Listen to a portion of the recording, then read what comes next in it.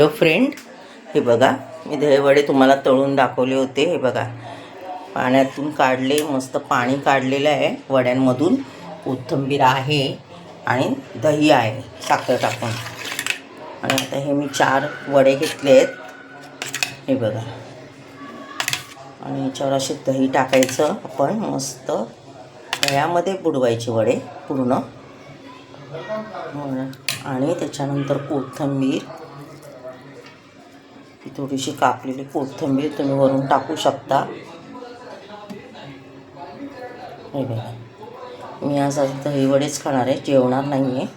कारण जेवण पण आहे, पण आता ही खाणार आहे तर जेवण नाही जाणार, म्हणून मी दहीवडेच खाणार आहे. हे बघा, असा मसाला टाकायचा.